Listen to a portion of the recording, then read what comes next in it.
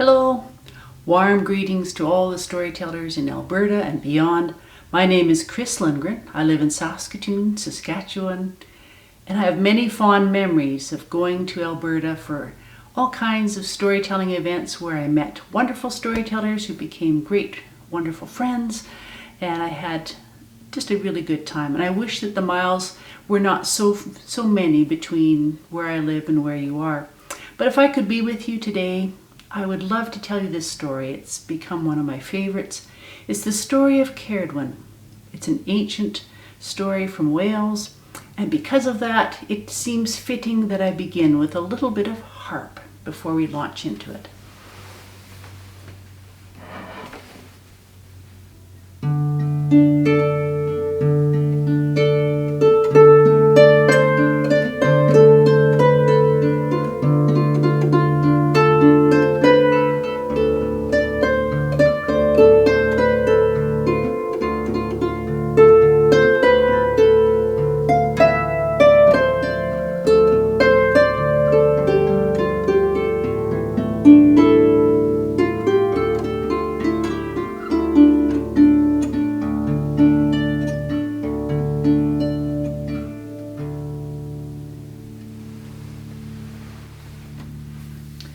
Ceridwen and her husband lived by a lake called Bala Lake now, and I think at that time it was called Llyn Tegid or Lake Tegid. Her husband's name was Tegid Foyle, and they had two children, a daughter named Cree, who was renowned for being one of the most beautiful women of all of Wales at that time. She was as lovely as the moon's reflection on still waters. But as for their son, Morfran, he was known for being incredibly homely, incredibly ugly. In fact, children would cry when they saw him walking down the streets. He was also known as Morfran. He was also known as Avigdú, utter darkness. What a nickname for your son to live up to. And so every time Ceridwen looked at her son, her heart would break, because she knew there was nothing she could do for him. She could not change how he looked. For you see, she was a sorceress, an enchantress, an herbalist. She was the keeper of huge amounts of knowledge, and she had great skill, unsurpassed by anyone at that time. She could brew potions that could make all kinds of things happen. She had magical powers, all these things, but she could not change her son's appearance. But she reasoned if she could give him special skills, particularly in the arts of knowledge and so forth, if she could give him wisdom and so forth, he would have perhaps respect. He could get a position in court and be valued as a person. And so she started to go about brewing a potion that would do just that. She possessed the cauldron of Awen, a cauldron that would create both knowledge and intuition or inspiration. And in this particular cauldron, it should be kept hot over a fire for a year and a day. And in order to do this, she employed the services of a young lad named Gwion Bach, who would stir the potion, and an older man who would light the fire, keep the fire going, because he wanted nothing better than just to sit and keep warm. They were a good pair. The boy was simple-minded, and he would just be content with no ambition.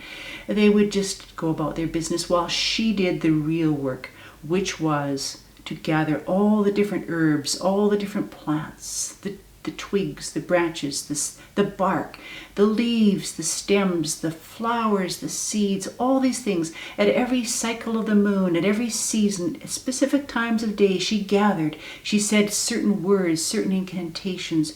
She knew all what must be done. It was a complex spell that she was doing. It was the culmination of all her life's work to bring all of this together, to bring it, to make this potion. And after a year and a day came to pass, she thought of one last thing that her potion could be even better if it had. And as she ran off to gather that one last thing, her potion was ready. And in that moment, it bubbled up. 3 drops happened to just shoot forth, and they landed right on the hand of Gwion Bach. And young Gwion did the same thing that all of us might do. When something hot lands on your hand, you stick it in your mouth and you lick it to try and ease the pain. And he wasn't thinking, he didn't know any better. But in that moment, when he licked those 3 drops off of his thumb, he acquired all the gifts that had been put into that exact potion. All the gifts that were intended for Ceridwen's son were given to Gwion. And in that moment, he realized what had happened. And in that moment, the cauldron split in 2. And in that moment, all the rest of the potion turned to poison and flowed down the stream beside where he was sitting. And Gwion knew that he was in trouble. He knew that Ceridwen would be very angry, and she was. Through her powers and through her knowledge, she knew exactly what had just happened. And she started running, and so did Gwion start running. He ran as fast as his legs could go. He looked behind him, and he saw there was Ceridwen. She had found him, and she was running fast. And so he tried to dart around, but he knew that he could never outrun her. And so, by intuition alone, he managed to turn himself into a hare. He'd never done this before, but he had somehow acquired abilities and knowledge that he didn't know he had. And in that moment that he turned himself into a hare, she turned herself into a greyhound. And as he ran, he realized that she was gaining on him. So as he was running past a stream, he turned himself into a fish and he darted off. But she, quick as thought, she turned herself into an otter and she was gaining on him.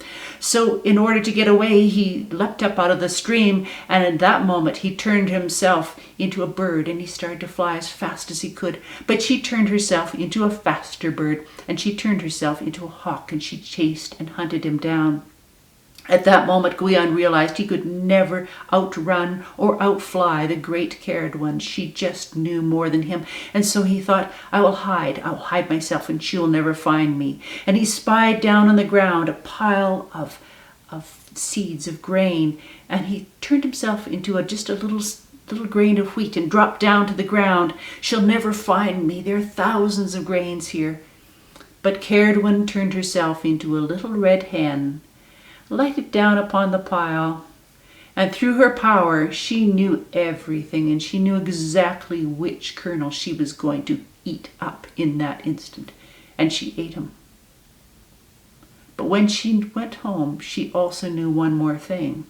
She knew that she was pregnant, and she knew that it was Gwion, that stupid boy who took everything from her. She was going to have her revenge, but she would wait it out for the 9 months because she did not want to take the risk of harming herself. For after all, Gwion had taken all of her knowledge and all of her special skills. She had to be careful how she did this. She would wait until he was born. But when the time came for her to be delivered of this babe, she looked at the baby and she saw that he was the most beautiful babe that she'd ever laid eyes on. He was just gorgeous. And in her heart, she knew she could not harm him. And she also knew that she could not let anyone else harm him as well. But she definitely knew she did not want to ever see him again, for he had cost her so much. She had cost her all that she was hoping to do for her son. And so she quickly made a little coracle. She wrapped him up in a blanket, and she set him down in that little boat, and she set it upon the water, and setting a couple of spells and incantations over it to keep the child safe, she pushed it out, and the stream carried him away. His story continues elsewhere as the story of the great bard and poet Taliesin. But what of Morfran, Afagdu, the son of Ceridwen? What was his fate? There's not much written about him. He did not have a very notable or eventful life, but he's mentioned in a few stories, just as a footnote, and it is said that he became either a counselor or a bard/poet in the court of King Arthur.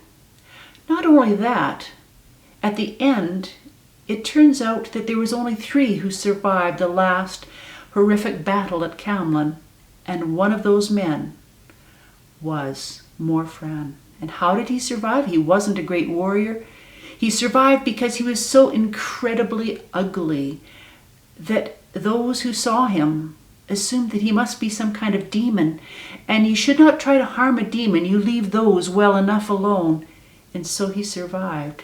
It was his ugliness that saved his life.